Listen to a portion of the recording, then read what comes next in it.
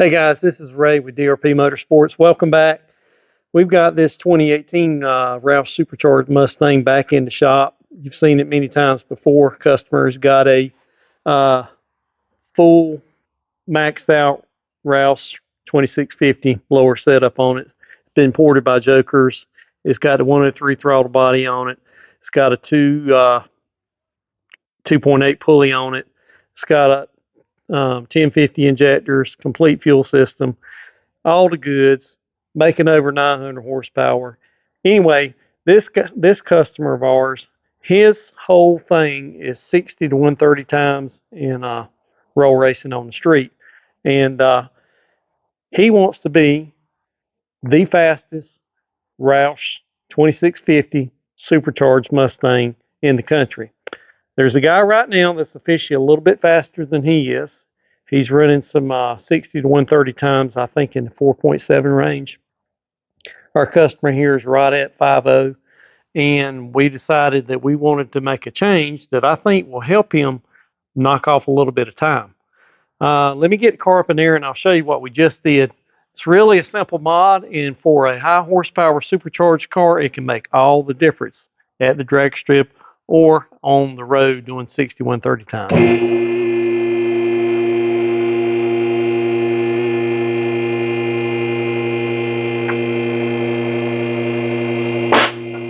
Just bear with me as I get the car in the air, and I'll show you what we've done. Okay, this was a performance pack Mustang GT, and if you know anything about performance pack cars, they came from the factory with a 355 axle ratio. 355 gets you going quicker out of the hole than, say, you know, the 315 that comes standard with them. But that's naturally aspirated. Now, when you step up to boost and you add a lot more low end torque, and obviously high horsepower top end as well, you'll find that 355 ratio multiplies the torque too much, especially taking off. You'll have traction issues, particularly at the drag strip trying to take off. A lot of cars with 355s and on boost, you have to launch them in second gear. These 10R80s, else it'll just end up in wheel spin. Even with 315s, quite oftentimes, if you're making big power with a 10R80, you have to launch in second gear. So what we've done, keep in mind, we're not talking about drag racing here, but we swapped out the customer's 355 differential unit. That's it. That's the stock unit that come out of the car. It's got a cast iron case, by the way. It's very heavy. And sourced out a donor 315 axle ratio differential. The 315s and the 355s use a different case, so you got to change the case regardless if you want to go from a 355 down to a 315. So we just got one out of salvage.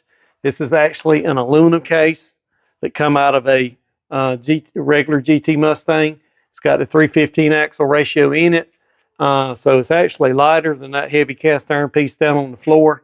So with the 315 axle ratio, it's going to reduce the torque application, the torque multiplication that the differential does when it takes the rotational energy from the transmission and it transmits it to the wheel. So if we were drag racing this car, it would benefit the launch, being it's boosted.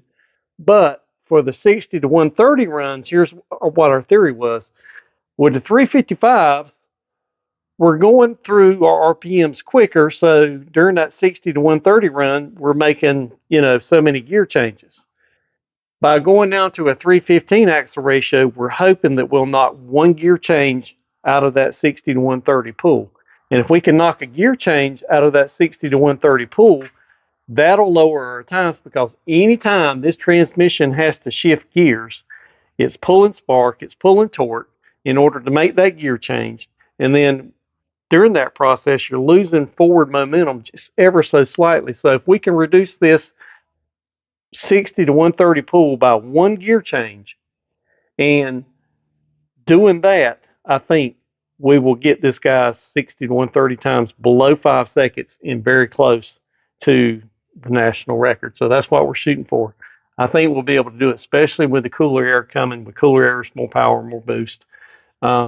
so on and so forth. But that's what we did. It's a very, you know, relatively inexpensive mod, especially if you get a good deal on one of these out of salvage. You just swap it out. I mean, you do have to drop the exhaust system, pull the axles and brakes out of the way, unbolt it, drop it down, bolt a new unit back in it. But it's not too big of a job. And like I said, relatively inexpensive. So if you got a boosted car and you're trying to get better times at the 60-foot times at the drag strip, or you're making pulls on the street and you're trying to get better 60 to 130 times, a gear change might be to your benefit, especially if you're running a really high horsepower setup. So as always, guys, thank you for following along.